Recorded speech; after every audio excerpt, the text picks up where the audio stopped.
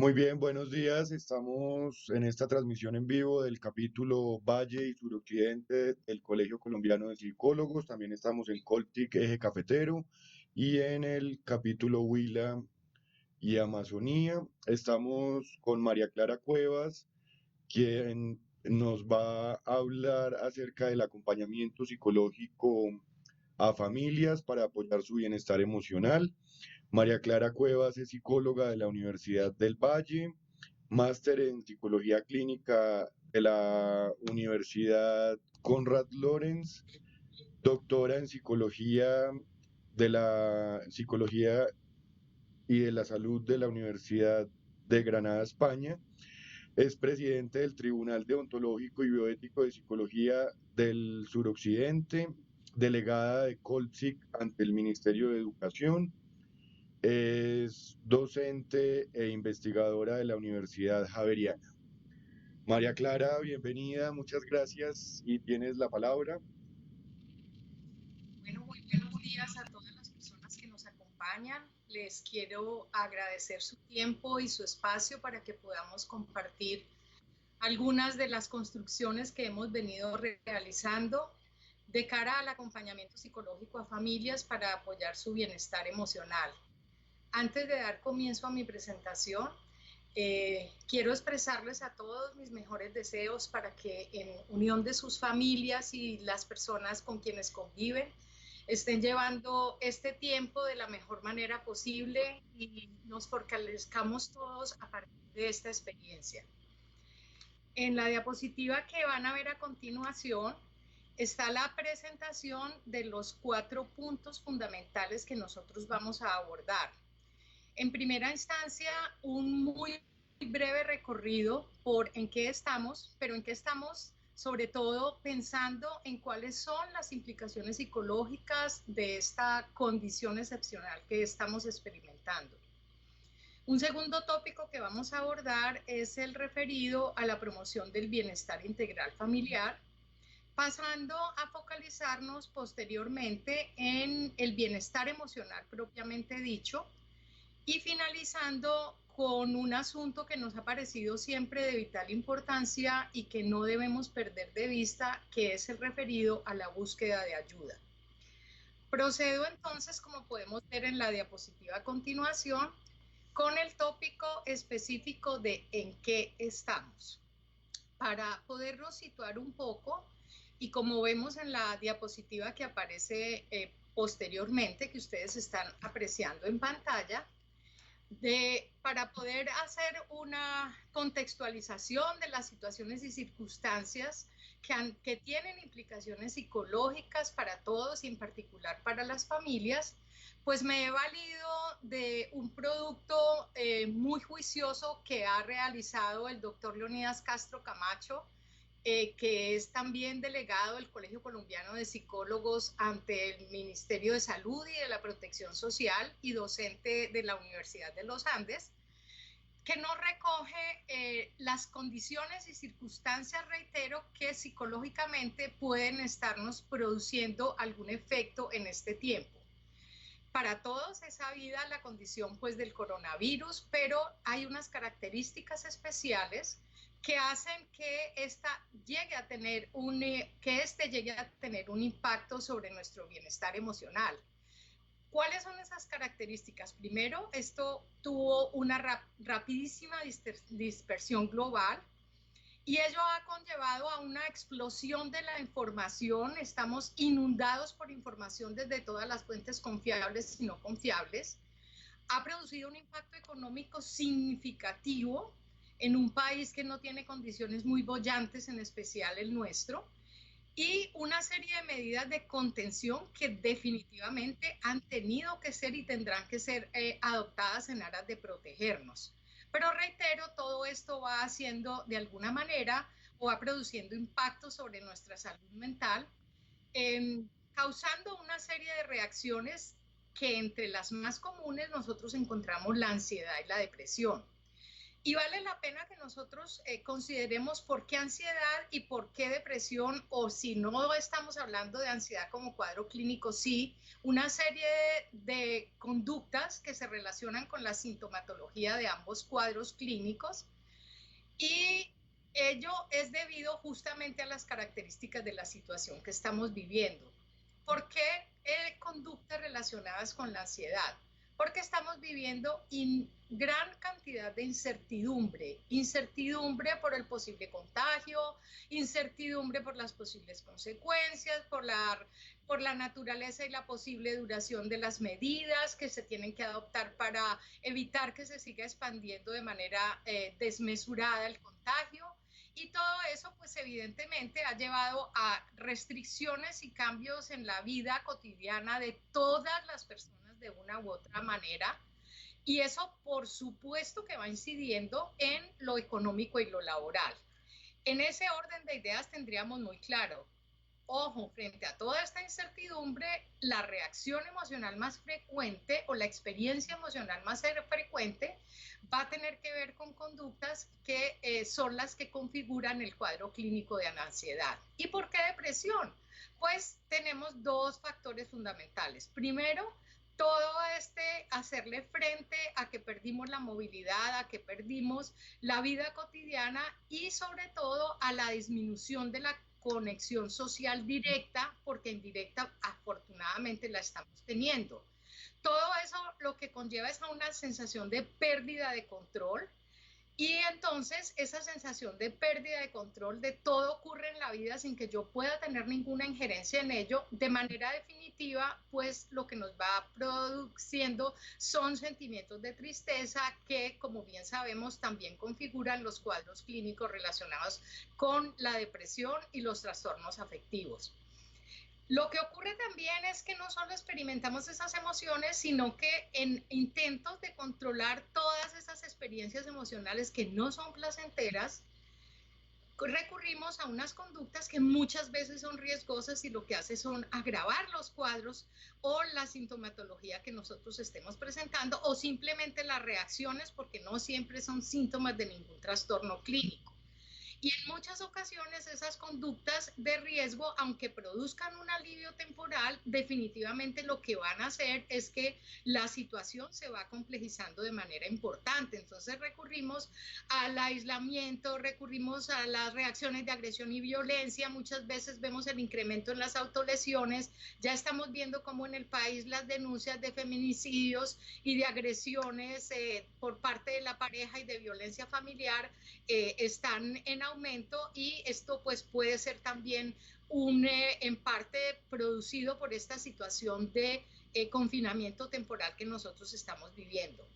Estamos mostrando, por supuesto, o estamos considerando solo la cara, digamos, del impacto negativo que toda esta situación atípica está teniendo en nuestra salud y en nuestro bienestar, aunque también, y con ello quiero hacer un llamado para que nosotros como personas que vamos a acompañar a otras no perdamos esa perspectiva. Esta también es una oportunidad, y reitero en este asunto, para que nosotros lo tengamos en cuenta en el acompañamiento que vamos a hacer a las diferentes personas a lo largo de este periodo excepcional en que las vamos a acompañar. Es una oportunidad para fortalecer vínculos, es una oportunidad para aprender el valor de las cosas sencillas y cotidianas de la vida, es una oportunidad para afianzar lazos comunitarios, para el desarrollo de acciones que en síntesis lo que hagan sea fortalecer a la familia humana. Vamos con en la diapositiva siguiente a mirar un poco más en detalle, aunque luego me voy a detener más exhaustivamente en lo que se relaciona con las emociones propiamente dichas. Entonces, veníamos diciendo que teníamos, por ejemplo, voy a utilizar el caso de las conductas relacionadas con ansiedad. Habíamos dicho que era la incertidumbre la que realmente nos ponía en la condición de experimentar esas sensaciones y esas emociones o esas experiencias emocionales. Pero ojo, queridos colegas y queridas personas que nos acompañan, tenemos que ser muy claros para nosotros mismos y para las personas a quienes acompañamos en que es normal que en esta condición las personas estemos experimentando esa serie de reacciones emocionales. Y eso va a ser muy importante también para la gente, porque es que nosotros como profesionales de la salud y en particular de la salud mental, pensamos que para el común de las personas, los temas de salud mental son como para nosotros el pan nuestro de cada día, pero resulta que eso no es así. Y para las personas, el hecho de pensar que están teniendo unas experiencias emocionales atípicas, eso se convierte en un estresor y adicional que se va sumando a la condición actual. Entonces, pensemos, reitero, en que lo primero es que es una reacción normal y que frente a este tipo de situaciones de incertidumbre, nosotros lo que hacemos es intentar de cualquier manera tener control sobre eso que estamos percibiendo como amenazante o desbordante de nuestros recursos, de nuestras formas de actuar, de pensar y de movilizarnos. Pero ahí pues se nos abren unas rutas de acción, que es aquello en lo que posteriormente yo voy a profundizar con ustedes. A su vez, no perdamos de vista que si estamos teniendo estas experiencias emocionales, vamos a tener una serie de reacciones físicas, y esa serie de reacciones físicas pues no son más que el producto de la activación que nuestro cuerpo tiene en respuesta a esa amenaza percibida. Y eso va paralelo a la presentación o a la generación de una cantidad de pensamientos que muchas veces es como si ellos llegaran a nosotros sin que nosotros tuviéramos ninguna participación en ello, y eso va a conllevar también a unas conductas de búsqueda de información. Vamos entonces ahora desde esa perspectiva a situarnos, como aparece en la diapositiva próxima, a lo que sería la promoción del bienestar integral de la familia sin perder ese telente fondo o ese marco de referencia al que estuve haciendo alusión. Ahora bien, en la diapositiva siguiente nosotros tenemos otro gráfico, por decirlo de alguna manera o por bautizarlo de alguna forma, que hemos bautizado Viviendo Bien en Tiempos del COVID-19. Entonces, ¿qué sintetizamos en este cuadro? Mire, hay cosas que ya sabemos, que no hay necesidad de que abordemos con las familias y con las personas que vamos a trabajar, que abordemos expandiéndonos en explicaciones del asunto, pero que sí chequeemos, y lo voy a asumir más adelante, qué tanta conocimiento y comprensión es que existe en relación con estos tópicos a los que brevemente voy a mencionar. Primero, ¿qué sabemos? ¿Qué es? Que es un virus, ya lo sabemos. Sabemos que es una pandemia, sabemos cómo se transmite, sabemos que se necesita la higiene para combatirlo y ciertas medidas de autocuidado, sobre todo de tipo higiénico. Sabemos qué papel tienen los medicamentos, que no es cierto que los antigripales sirvan y todo lo demás. Y sabemos para qué sirve que nos mantengamos en casa. Reitero, se supone que esta información es del conocimiento común de las personas. No obstante, cuando nos encontremos con experiencias emocionales intensificadas, vale la pena que nosotros tengamos esta perspectiva o este mapa conceptual en mente para verificar si realmente parte de esa experiencia emocional desagradable no corresponde a desconocimiento o ampliación o distorsión de la información existente a esos niveles. Todo esto se supone que debe converger en que es importante para proteger nuestra salud mental. Y aquí nosotros, y hablo de un nosotros porque es un modelo que yo propuse, pero que hemos adoptado las personas que desde el Colegio Colombiano de Psicólogos de manera voluntaria hemos estado produciendo y pensándonos materiales y guías de acompañamiento a las familias en esta condición. Hemos pensado, entre otras, algo de lo que a veces no somos muy conscientes nosotros los profesionales de psicología y de otras profesiones relacionadas con salud mental. Me quiero hacer entender. A veces nosotros pasamos por alto que cuando nosotros hablamos de salud mental nos estamos refiriendo en el amplio sentido de la palabra al bienestar. Pero ese bienestar no es solamente psicológico, o lo psicológico complemento, no flota en el aire y nuestra mente es un capítulo aparte de lo que somos como seres humanos. ¿A dónde quiero llegar con lo que estoy planteando? Lo que quiero llegar es que parte de ese bienestar integral que se va a ver representado también en la salud mental, tiene que ver también con otra serie de elementos, como por ejemplo la satisfacción de las necesidades básicas. Ya hablé o hice alusión a la enfermedad, la información realista sobre la enfermedad y por último el bienestar emocional. Entonces, si ustedes me lo permiten, yo voy a ir paso por paso explicando sobre todo los tres gráficos inferiores que hablan de necesidades básicas, información sobre la enfermedad, para concentrarme de manera más exhaustiva, reitero, en el bienestar emocional. Siendo así, en la diapositiva siguiente me voy a referir a lo que es la satisfacción de las necesidades básicas. Es importantísimo que esas necesidades básicas cumplan tres condiciones: que estén reconocidas y que estén satisfechas.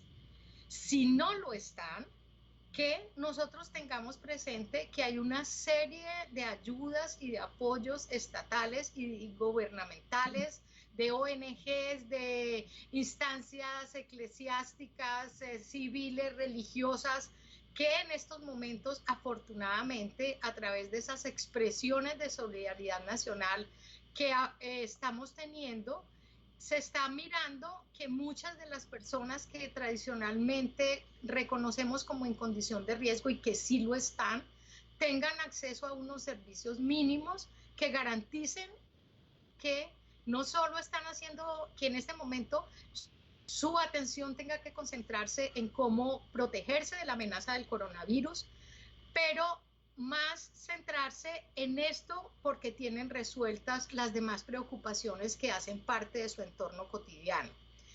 En ese orden de ideas nos preguntaríamos, venga, pero María Clara, ¿por qué es que está hablando de este tema de satisfacción? Esto es del Estado, esto es de sociología. Colegas, queridos, personas que nos acompañan, no podemos pensar en una mente funcionando de manera maravillosa en todo su potencial de desarrollo si no pensamos que es que esa mente está siendo parte, reitero, de un organismo y de un ser humano integral, que primero tiene que tener satisfechas sus necesidades básicas.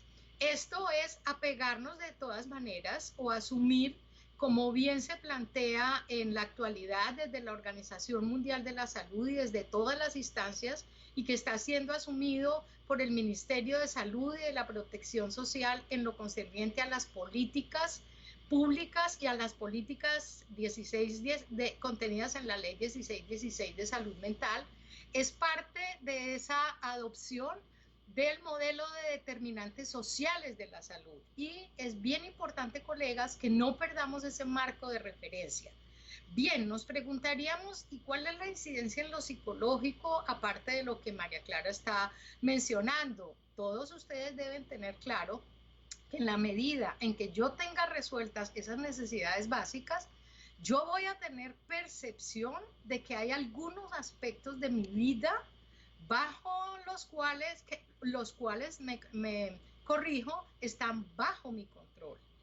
Y como bien sabemos todos, aumenta la percepción de control en esta situación de incertidumbre, donde hay tantas áreas de incertidumbre, donde hay tanto que está fuera del alcance de nuestras manos, como qué va a pasar con la economía, qué va a pasar con la salud, hasta cuándo vamos a estar en estas condiciones, que tener una dosis de percepción de control va a incidir de manera clara en la reducción de nuestro malestar emocional. Voy ahora entonces a referirme, como se puede apreciar en la diapositiva siguiente, a lo que tiene que ver con la información. Y en esto quiero ser muy enfática, incluso muy enfática desde la experiencia personal, y yo los invito a que reflexionemos en cómo nos hemos sentido en estos días, donde por todas las fuentes de comunicación posible nosotros estamos recibiendo información de toda índole, desde información de la Organización Mundial de la Salud, de la Organización de Naciones Unidas, UNICEF, los ministerios nacionales, etcétera, etcétera, hasta información que de manera personal yo digo, por Dios, ¿quién puede pensar de esta manera todavía en pleno siglo XXI?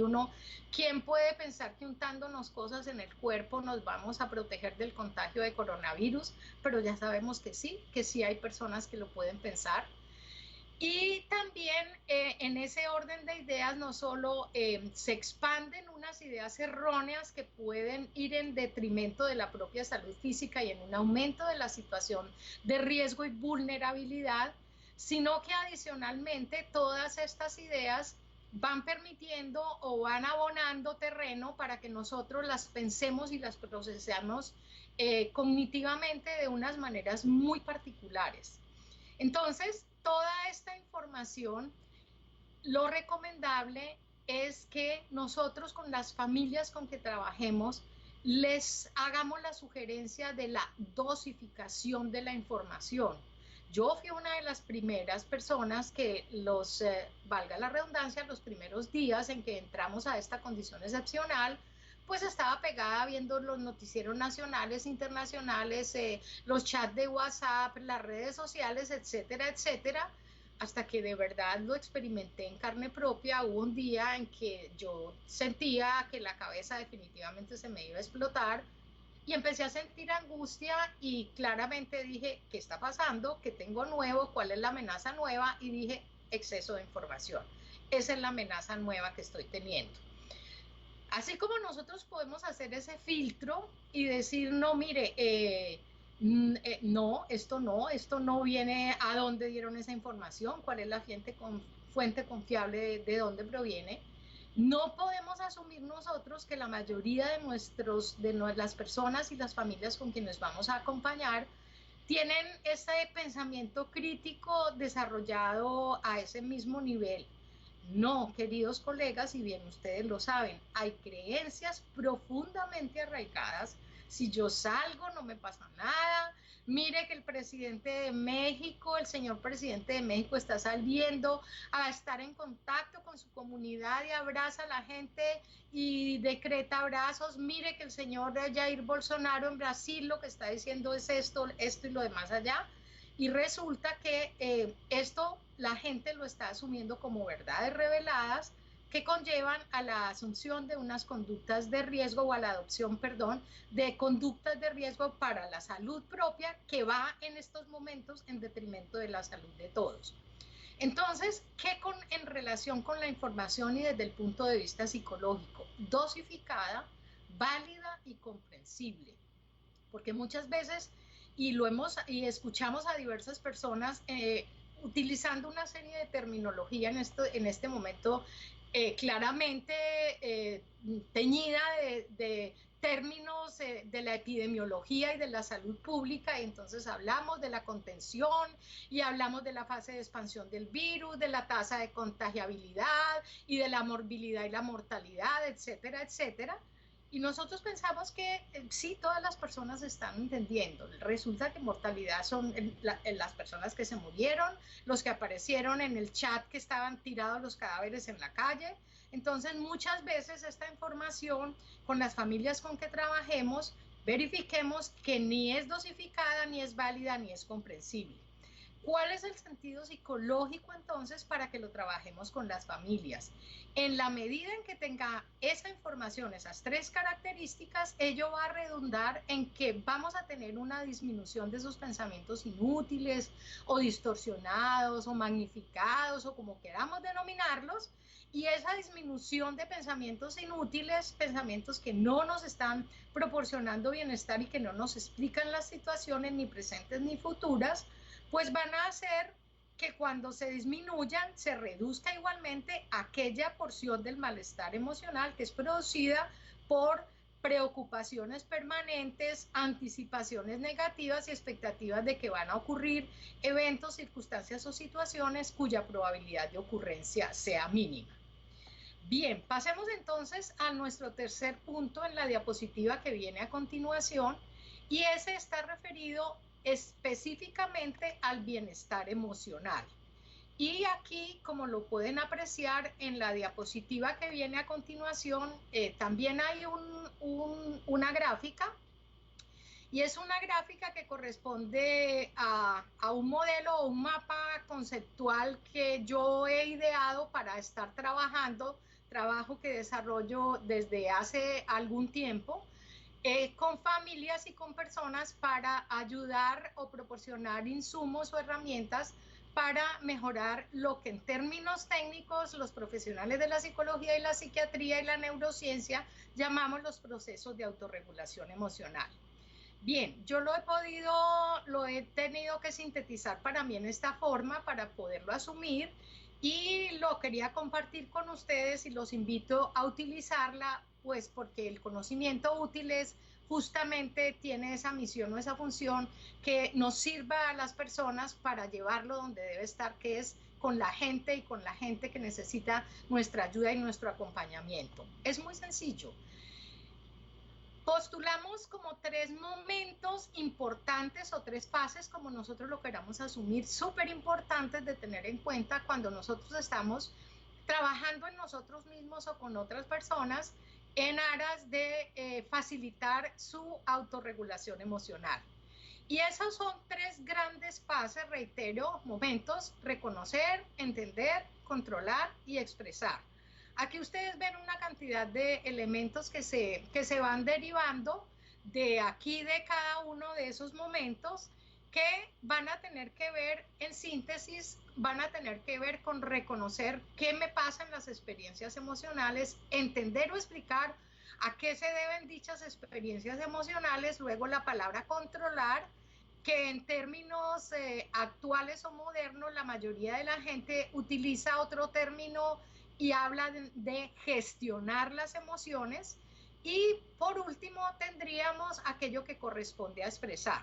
Yo me voy a ir despacio sobre cada uno de ellos, no sin antes decirles que no es este el momento en que yo voy a entrar a profundizar el cómo se hace con cada uno de los elementos.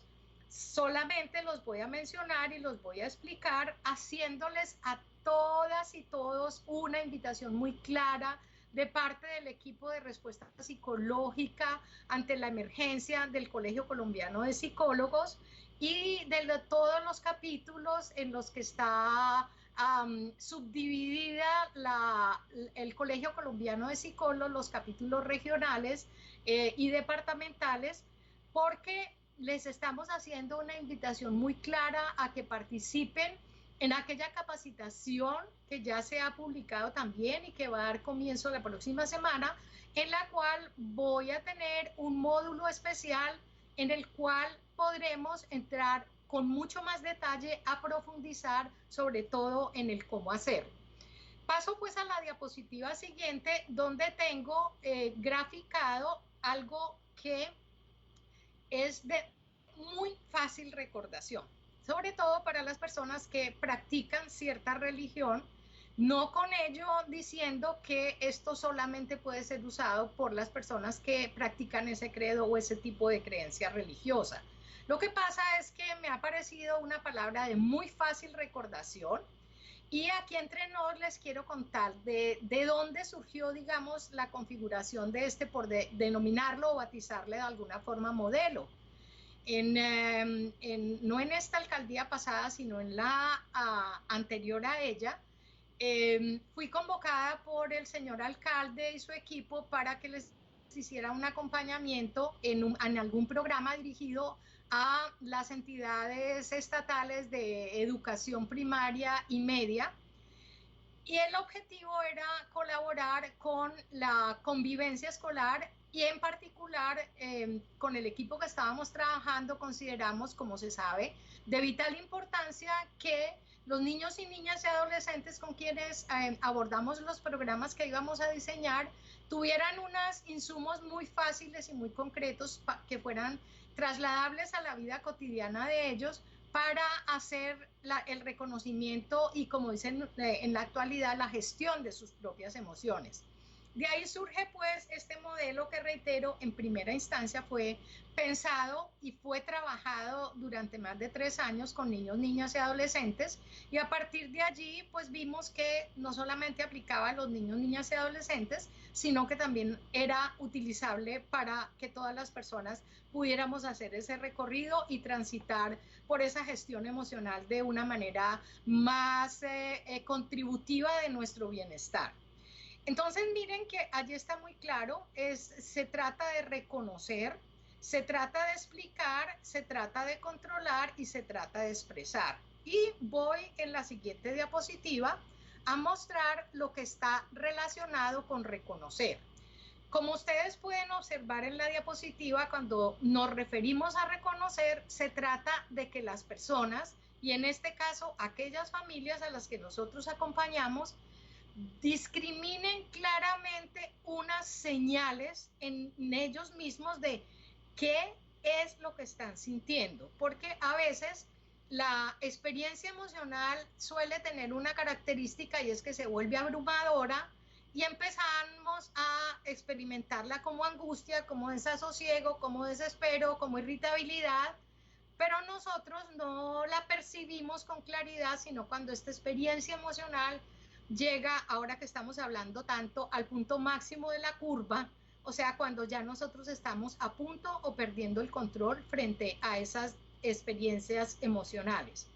Es muy importante entonces, cuando vamos a trabajar y acompañar a estas familias, que trabajemos con ellas en, venga, ¿por qué no miramos un poco qué le pasa a usted cuando usted está teniendo mucha preocupación, que es lo más común en este momento? ¿Qué le pasa a usted? ¿Qué siente en su cuerpo? ¿Qué pasa en usted? Es decir, ¿cuáles son aquellas señales que las personas pueden diferenciar con toda claridad que están teniendo, sobre todo a nivel fisiológico, pero que tienen que ver con la pregunta a usted qué está sintiendo? Voy a la diapositiva siguiente. Ese que siento, perdón, me devuelvo a la diapositiva, perdón. Ese reconocer esas señales va a tener que ver con dos vías fundamentales. Primero, ¿qué siento en mi cuerpo? O sea, todas esas sensaciones, y enfatizo en ellas sensaciones, porque esas sí son el siento referido a las sensaciones, que nosotros llamamos fisiológicas o respuestas fisiológicas frente a un estado de activación fisiológica producido por la percepción real o no de riesgo o amenaza. En este caso estamos frente a un riesgo o una amenaza real contra la salud pública, que pues por supuesto tiene que ver con la salud personal, pero que también alude a otro montón de amenazas y a otro montón de pérdidas que ya comenté en el inicio estamos teniendo las personas a raíz de esta situación excepcional. Entonces, si nosotros hacemos ese reconocimiento, me están sudando las manos permanentemente, no estoy pudiendo dormir bien, a veces siento que se me alcanza la respiración, a veces estoy sintiendo el corazón mucho más acelerado, que por supuesto en personas que no conocen mucho y no han reflexionado mucho sobre este tipo de respuestas fisiológicas a la activación emocional, pues se pueden convertir adicionalmente en un síntoma amenazante, porque muchas personas están llegando a las urgencias de los hospitales diciendo me falta el aire, y ese es un síntoma del coronavirus, cuando claramente nosotros los profesionales de la salud mental sabemos que perfectamente podemos estar frente a un episodio de angustia de una persona con sobredosis de información que está dando una significación diferente a todo el funcionamiento de su organismo, y que cualquier señal correspondiente a la activación emocional la va a interpretar como un síntoma del coronavirus. Entonces es súper importante que nosotros con las familias tengamos eso en cuenta, porque perfectamente nos pueden decir, es que estoy preocupadísimo porque es que aislando a los niños, porque es que mi mamá tiene 70 años, entonces es adulto de riesgo y se está asfixiando, y resulta que la supuesta asfixia corresponde, claro, por supuesto, a una dificultad respiratoria, pero la causa no es el coronavirus, sino que la causa es el nivel de angustia y de preocupación que la abuela está teniendo. Pasemos entonces ahora sí a la diapositiva siguiente, que corresponde a este momento adicional que es el momento de explicar. Y ese momento de explicar, aquí lo tengo concentrado, no corresponde exclusivamente, pero aquí a manera más sencilla lo tengo concentrado en las cogniciones, es decir, o en los pensamientos o en la actividad mental, llamémoslo como quiera. Yo no peleo con el uso de la terminología, cada uno de nosotros lo acomoda a su modelo conceptual. Es decir, ¿con qué es lo que yo pienso? A ver, yo pienso que es que me voy a morir, yo pienso que de verdad el mercado se me va a acabar y no se me va a acabar, yo pienso que esto que estoy experimentando sí corresponde a un síntoma del coronavirus, yo pienso que los muchachitos todos se van a embrutecer porque todo ese año escolar se perdió. Es decir, ¿qué es lo que tenemos en mente? ¿Qué es aquello que nos está produciendo esa experiencia emocional? Tiene que haber allí algún componente, por supuesto, puesto en términos técnicos de procesamiento de información, que no es el que comanda la experiencia emocional, que muchas veces puede ser algo absolutamente tan subliminal como un ajá, otra vez estén ajá, y cuando estamos diciendo ajá, en nuestro cerebro la representación que hay es este niñito con la pereza de siempre, y por supuesto, si yo estoy ratificando esa idea o ese esquema que tengo, pues mi reacción va a ser de malestar o de enojo, porque finalmente lo que estoy explicando es que este niñito tan perezoso como siempre no quiere hacer esta tarea que por el teléfono celular la maestra le está diciendo que tiene que hacer. Entonces, fíjense cómo es importante que todo aquel procesamiento cognitivo, que reitero, no es el que comanda la experiencia emocional, pero no obstante está presente, es importante que le ayudemos a estas familias que acompañamos a ver, venga, ¿qué es lo que usted se está imaginando? ¿Qué es lo que usted piensa que va a pasar? ¿Cómo está usted viendo las situaciones? Mire, estoy trabajando en un trabajo, valga la redundancia, con grupos de padres de alguna ciudad del país, grupos de padres con los que estaba trabajando regulación emocional justamente, talleres de regulación emocional, pero que he seguido sosteniendo con ellos contactos a través de estas vías.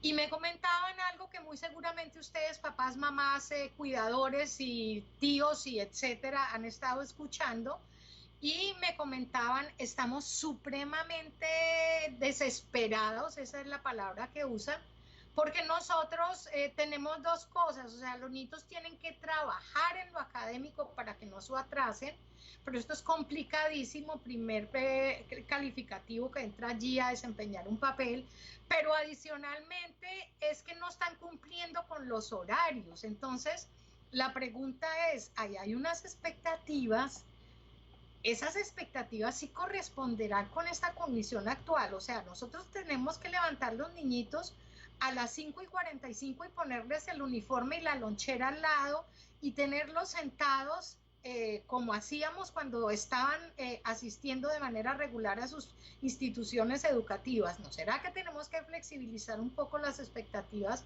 y eso nos tranquiliza un poco? Y en la medida en que nos tranquilicemos, los tranquilicemos a ellos. Entonces, queridos colegas, escarbemos un poquito, porque como es la amígdala la que está comandando la experiencia emocional, ella no le da mucho espacio a que ese procesamiento racional, mesurado, de ventajas, desventajas, de por qué sí, por qué no, lo podamos hacer en una experiencia emocional. Bien, pasemos ahora entonces a la diapositiva siguiente, ¿qué corresponde? No, completemos, perdón, permítame, yo me complemento a explicar, y allí, colegas queridos, nos vamos a concentrar cuando hablamos de esas cogniciones o esos pensamientos o esas representaciones mentales, nos vamos a referir sobre todo a 4 tipos de esos productos o procesos cognitivos, como lo queramos denominar. Uno que tiene que ver con las creencias, que aquí sí que están entrando en juego, esa que le dije, si nos ponemos al sol. Por ahí salió una que si le untaban mantequilla en el cuerpo de los niños y los ponían al sol, eso los protegía del coronavirus, sí, pero los pone en riesgo de cáncer de piel. O sea, toda esta parte y sobre todo de las creencias populares que ustedes saben que ahora están, mejor dicho, a flor de piel. vuelvo a hacer énfasis en las expectativas, es que yo estaba pensando que esto en 5 días pasaba y yo retomaba toda mi venta de chicles o de lo que sea, o aquello que corresponda a la expectativa. Es que yo estoy atribuyendo que todo esto nos pasa porque es un castigo de mi Dios, que como la humanidad nos hemos manejado tan mal, claro, sí hemos sido poco responsables en el manejo del planeta, eso lo tenemos clarísimo, pero tampoco esto corresponde a un castigo de Dios, tampoco esto lo tenemos que ver como algo que va a acabar con la humanidad y que nosotros mismos no lo autoproducimos. No, porque eso nos va a producir otros niveles de angustia adicionales y también las valoraciones, o sea, tenemos que ser un poco más mesurados, o sea, cómo valoro esto, cómo valoro que esa vecina que me parecía tan cansona todo el día mandándome mensajes de WhatsApp, cómo valoro ahora de manera diferente que esa vecina cansona me diga cómo amanecieron ustedes allá, cómo valoro ahora de bien que los niños contribuyan a limpiar el baño, aunque quede todo empantanado todavía, pero que hicieron un esfuerzo. Entonces, mirar cómo eh, todo eso que pensamos tiene que ver con nuestras experiencias emocionales. Pasemos entonces a lo que quizás es uno de los insumos más importantes y es, bueno, pero ¿y cómo le vamos a ayudar a estas familias a que controlen todo ese malestar emocional o esas experiencias emocionales que en un momento dado están teniendo? Bien, cuando hablamos de control o de gestión, como ustedes lo quieran llamar, vamos a focalizarnos en 2 aspectos fundamentales. Un primer aspecto que tiene que ver con el de las señales de activación fisiológica y un segundo aspecto que tiene que ver con todo eso que pensamos que se nos viene a la cabeza que acabamos de asumir. En relación con las señales correspondientes a la activación fisiológica, ese sudor en las manos al que me referí, lo que ellos llaman la taquicardia o la arritmia, porque hay quienes ya incluso lo bautizan con términos supremamente técnicos, el cuello tieso, me está doliendo la espalda, las piernas, qué cansancio, no puedo dormir, todo eso.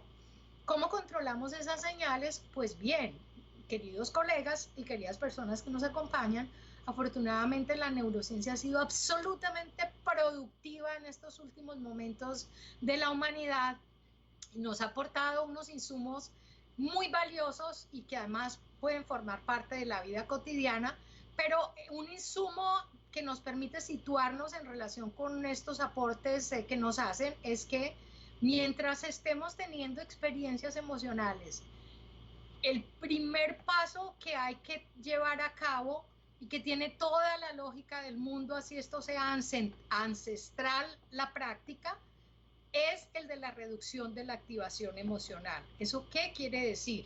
Que mientras nosotros no disminuyamos, ayudemos a que las personas disminuyan esos niveles de activación fisiológica, todo este estado atípico disparado en nuestro organismo como un todo por la percepción del riesgo, la amenaza o el peligro, toda esta respuesta inmunológica de neurotransmisores, de todo el sistema autónomo de respuesta, mientras eso no se disminuya a ciertos niveles, no va a haber un procesamiento de información, o la mente, como lo queramos poner, no va a poder funcionar de esa manera que necesitamos que funcione en estos momentos de las experiencias emocionales. Entonces, sí, queridos colegas, todo lo que yo estoy compartiendo con ustedes, discúlpenme, me olvidé decirlo, es basado en psicología científica y está disponible para todas las personas que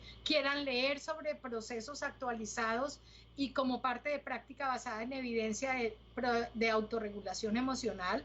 Sí, ese hecho sencillo de venga, un momentico, respire despacio, concéntrese en su respiración, cuente hasta 10, a ver, relaje un poquito sus brazos, a ver, vamos a pensar en, míreme este reloj que le estoy mostrando, mire la gota que está cayendo, etcétera, etcétera, todas estas maravillosas técnicas y sencillísimas de mindfulness que nos han aportado colegas de diversas partes del mundo.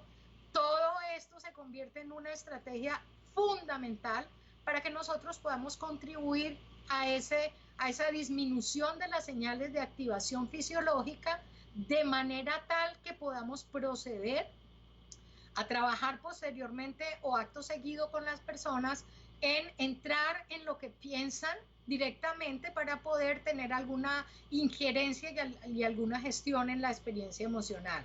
Entonces, de verdad, colega, nosotros los psicólogos y psicólogas en particular hemos estado muy arraigados a la idea de que la mente puede con todo, todo está en tu mente, todo, pero ahora tenemos mucha más claridad de que el cuerpo tiene que hacer parte de aquello que está en nuestras manos, de aquello que está trabajando con nosotros para que nuestra mente funcione.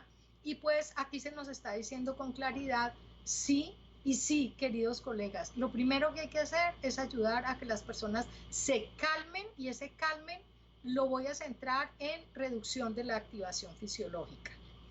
En ese momento en que tenemos esa reducción y ese casi volver al funcionamiento homeostático o de equilibrio habitual de las personas, casi digo casi porque no va a bajar del todo en medio de una experiencia emocional, entonces, ¿qué es lo que va a pasar? Allí sí nosotros podemos entrar, porque ahora sí le podemos dar comando a todo ese funcionamiento cerebral del lóbulo frontal. Allí sí podemos entrar, venga, mamá, sí será verdad, usted sí lo ve posible, de verdad no hay forma de llevar a la abuela al centro de salud, de verdad no tiene quien le ayude, de verdad nadie puede acompañar al niño aquí a través del teléfono celular mientras usted le hace esas infusiones a la abuela. Ahí es donde podemos entrar a cuestionar, a confrontar, a verificar y a trabajar toda esa parte cognitiva que ustedes llaman ahora resignificar, para que las personas, una vez moderado su estado de activación fisiológica, puedan entrar a gestionar sus propias emociones. Y vamos en la diapositiva siguiente con el último momento o la última fase, como lo queramos asumir, que es la que se refiere a la expresión. También desde el punto de la profesión y desde el sentido común, suele rodar la hipótesis, muy arraigada por cierto, de que si no expresamos las emociones, de que si no decimos las emociones, a nosotros se nos van a producir un daño personal enorme y que podemos terminar enfermándonos en términos de salud mental.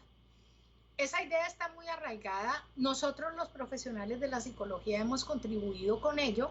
Creo que lo que nos faltó fue agregarle algunos elementos, lo digo de manera personal, es una opinión personal que la quiero diferenciar de los conceptos científicos, opinión personal que sí está respaldada por algunos conceptos científicos de todas las investigaciones que se han hecho sobre estos procesos de autorregulación emocional, donde hablan con claridad y donde se ha visto con claridad que cuando hablamos de expresar esas emociones o esas experiencias emocionales, no necesariamente estamos diciendo usted se tiene que desahogar, que es la palabra que el común de las personas utilizamos.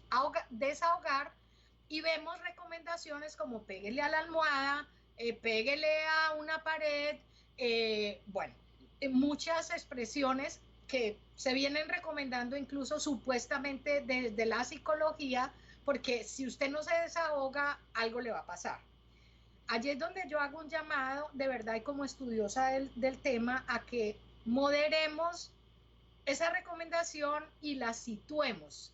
¿Y a dónde quiero llegar? Cuando nosotros hablamos de comunicación asertiva, y todos nosotros sabemos a qué nos referimos, sabemos que a veces lo más asertivo es quedarse callado.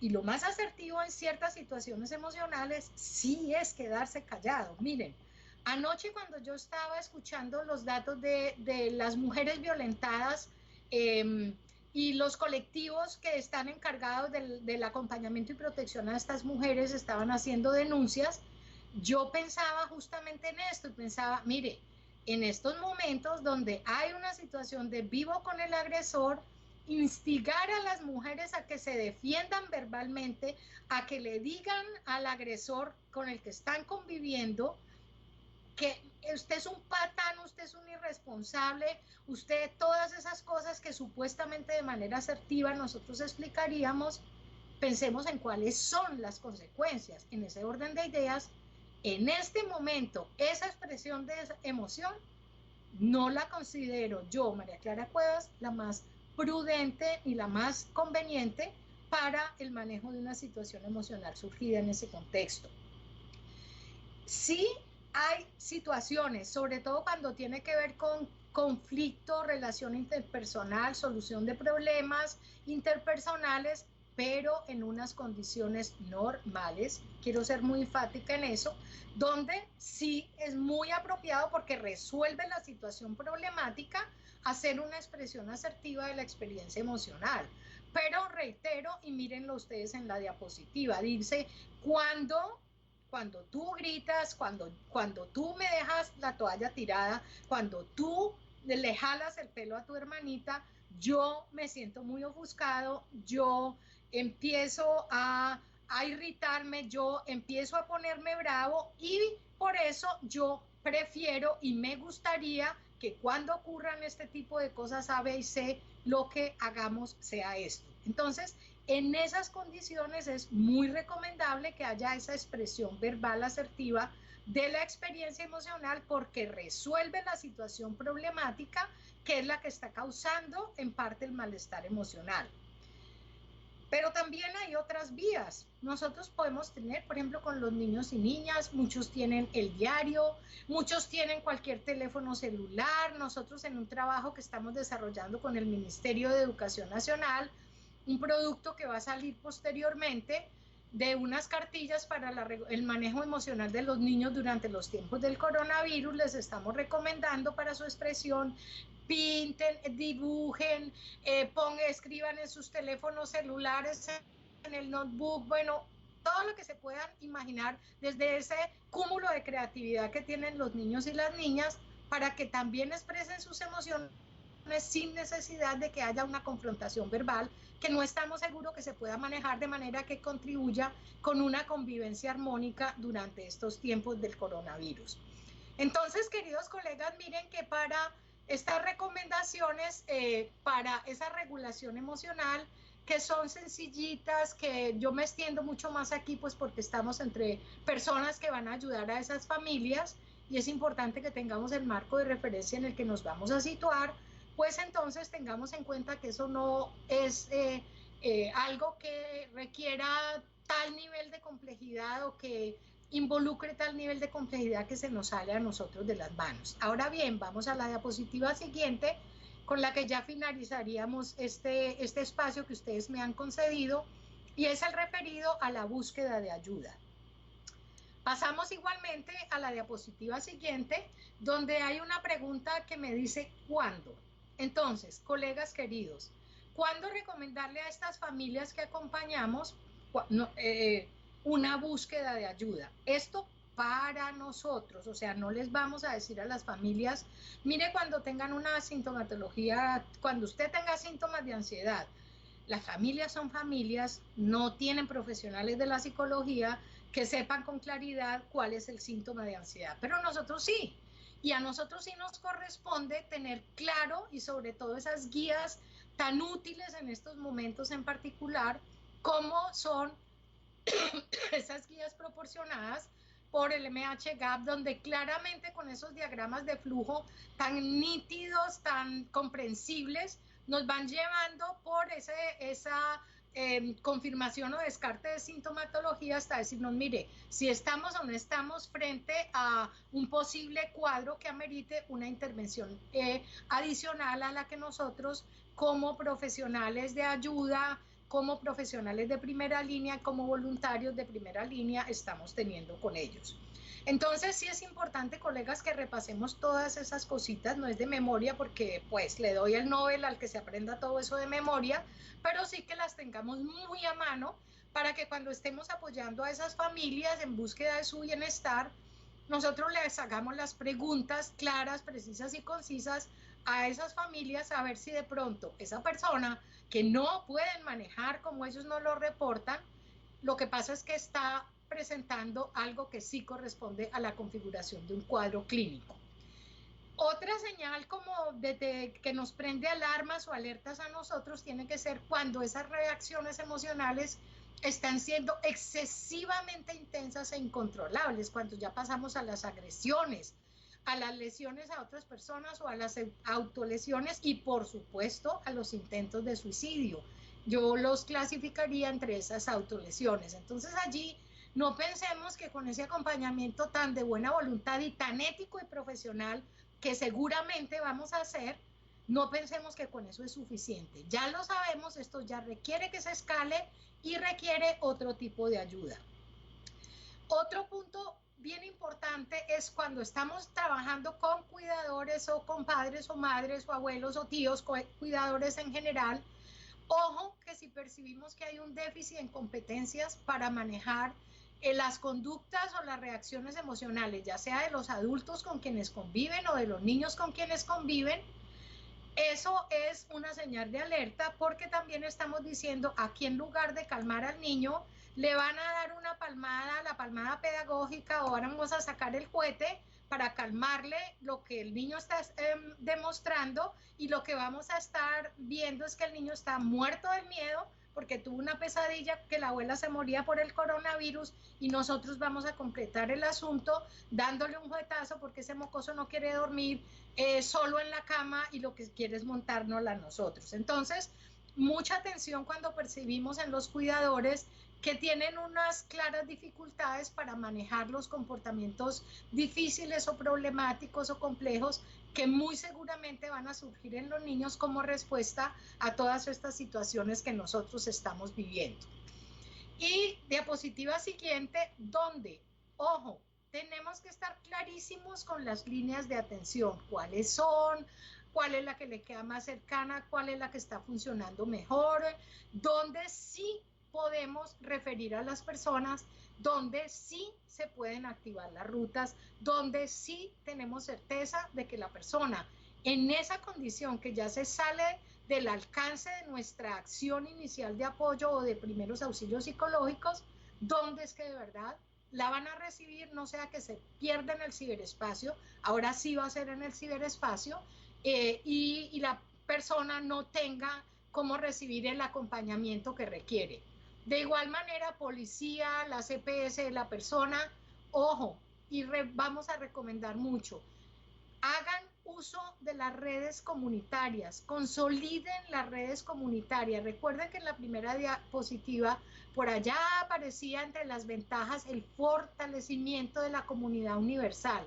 Pues sea este el momento para que nosotros tengamos esa aproximación que a lo mejor nunca habíamos tenido al líder comunitario, a la persona que es la que por la que votamos como líder de nuestra comuna, bueno, todas esas cosas, ese líder comunitario con toda seguridad que tiene conocimiento de recursos que se pueden activar en esta situación excepcional. Y lo mismo un familiar o un vecino.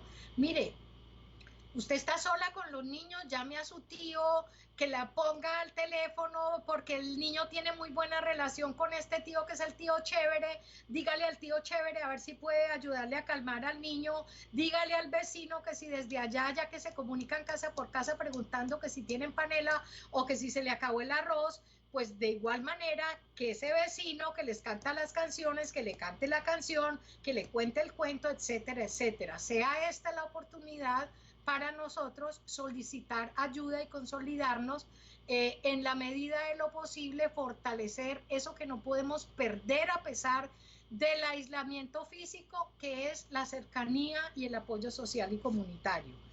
Queridos colegas, muchísimas gracias. Diapositiva siguiente. Yo, a nombre personal, a nombre propio, a nombre del Colegio Colombiano de Psicólogos, les agradezco su acompañamiento en este rato en que hemos podido compartir parte de nuestras experiencias que están, por supuesto, al servicio de todo nuestro país y de todos ustedes, colegas, que consideren que les podemos aportar un granito de arena para fortalecer su práctica psicológica, ética, profesional y de altísima calidad en estos momentos en que el país nos requiere. Un abrazo solidario para todos ustedes y procedemos entonces, ahí ustedes observan en la diapositiva siguiente mi correo electrónico pero el contacto todo se puede dar a través del Colegio Colombiano de Psicólogos, el capítulo suroccidente, por las redes que tenemos establecidas. Muchas gracias y abrazo solidario. María Clara, muchas gracias.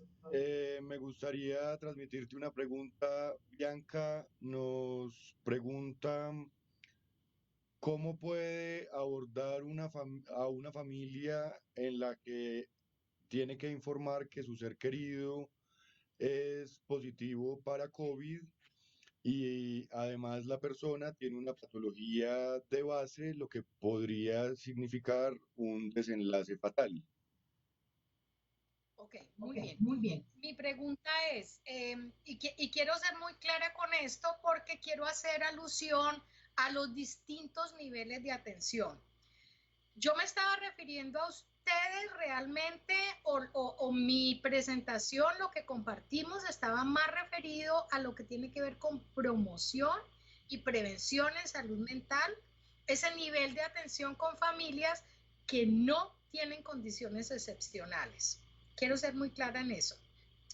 ¿Por qué quiero ser tan clara? Porque es que ya ese trato que van a tener estas personas o ese tipo de atención que requieren es un tipo de atención que si bien no podemos adherir a este modelo, requiere unas competencias adicionales a estas competencias básicas de todos nosotros los profesionales que hacemos acompañamiento para la salud mental a las que me he estado refiriendo.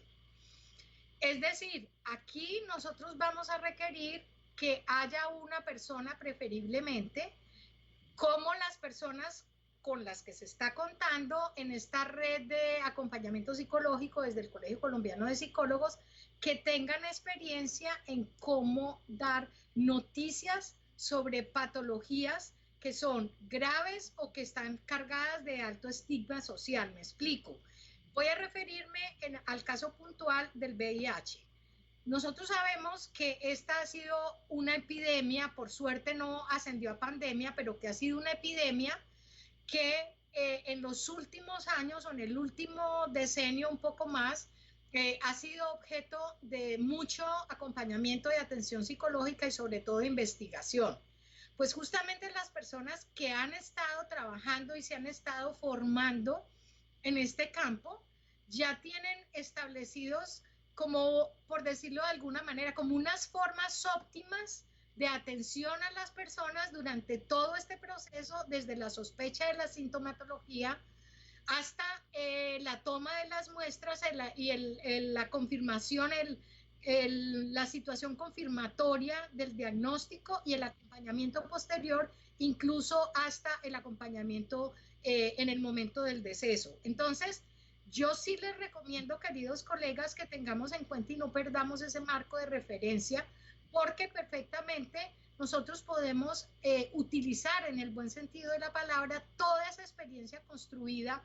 Esas son las lecciones aprendidas de las que nosotros debemos aprender en este momento y valernos de eso. Ahora bien, si esto nos cogió en una super emergencia que también puede ocurrir y yo estoy allí y no tengo oportunidad de remitirlo a nadie, sino me tocó y me tocó, punto. Así de sencillo, porque eso también nos va a ocurrir. Pues entonces, queridos colegas, sacar todos los recursos que nosotros tenemos construidos y todos esos recursos que tenemos construidos como profesionales que trabajan con la salud mental de otros. Sacar esos recursos y rápidamente organizarlos para nosotros mismos para poderlos usar con ellos. Primero que todo, preparar a las personas. Justo en este momento estamos en la redacción de un documento para pediatras de cómo acompañar a las personas, a las familias donde las papás, mamás y los cuidadores están en sospecha de que hay sintomatología relacionada con el virus. Y hay unas recomendaciones muy puntuales, o sea, primero, bajémosle el nivel de activación a la persona para que nos pueda reportar con un poco más de claridad aquello que está ocurriendo. Supongamos que ustedes me dicen, María Clara, pero es que acuerda que la persona muchas veces nos llega ya en el ataque de llanto. Perfecto. Esa persona en ese ataque de llanto, de todas maneras, nosotros podemos acompañarla en su expresión emocional. No es cállese para poderme hablar, venga, cálmese para que me hable. A ver, vamos a respirar un poquito. Esas recomendaciones que yo les estaba dando ahora como tan sencillas, pero con ese acompañamiento cálido y cercano que nosotros estamos acostumbrados a tener y que llamamos el rapport y la empatía. Para que la persona sienta que no está sola, sí, entiendo que te sientas así, todos esos elementos tan sencillos en los que ustedes son expertos, pero que aquí los vamos a sacar a relucir. Una vez logremos que esta persona o esta familia esté un poquito menos activada, vamos a proceder a verificar qué es exactamente esa sospecha, entre comillas, que está pasando. O sea, es que ya le dieron el diagnóstico, es que le van a ir a tomar la prueba, es que tiene que llamar a que vayan a tomar la prueba. Ok, y miren lo que estoy diciendo, entre otras cosas, queridos colegas, que le vayan a tomar la prueba, no que se vaya a un hospital, sino que le vayan a tomar la prueba. Ojo con esto y ahora me refiero a eso. Entonces, vamos a tratar de ayudarle a las personas a organizarse en un poquito. Entonces nosotros tenemos que estar enterados cuáles son esos síntomas reales de alarma frente a los cuales nosotros podemos estar en una clara sospecha, por llamarlo de alguna manera, de que eso sí puede ser efectivamente un coronavirus. Lo primerito, fiebre. O sea, repasemos esos síntomas que de manera tan clara y sencilla nos han estado dando a nosotros, pero atención colegas, fuentes confiables otra vez. O sea, fiebre, sí ha tenido fiebre, el niño se ha tenido fiebre. ¿Hace cuántos días le ha tomado la temperatura? Miren que son preguntas muy sencillas, no desde hace días, pero es que desde hace días no es un dato claro. Entonces, mamá, venga, ¿le tomaron la temperatura? No, pero yo le toco la frentecita y está muy caliente y está coloradito y está todo decaído. Venga, vamos a hacer una cosa. Vamos, mamá, ustedes tienen un termómetro en la casa, la vecina tiene un termómetro, ¿hay alguien que le pueda pasar ese termómetro? Hay una farmacia cercana, la puede pedir, no, rapidito, entonces toma de temperatura. Miren que ahí de todas maneras estamos haciendo un acompañamiento emocional con cosas que parecen absolutamente correspondientes a profesionales de la salud física, si es que pudiéramos hacer esa división. Ayudamos a que las personas se organicen. Cuando nosotros supongamos que sí, escenario negativo, venga, sí, de verdad el niño tiene 39, el niño no puede respirar, entonces para chequear ese síntoma es que está ahogadito, venga, arrímese, póngale el oído suyo, póngaselo encima de las costillitas, óigalo respirar a ver si oye como unos ruidos raros o cómo oye y cuénteme qué es lo que va oyendo. Es decir, nosotros le vamos ayudando a una persona que está fuera de control a ejercer comportamientos de control personal y de control de la situación. Espero hacerme entender con esto. Entonces, eso con la persona que está en sospecha.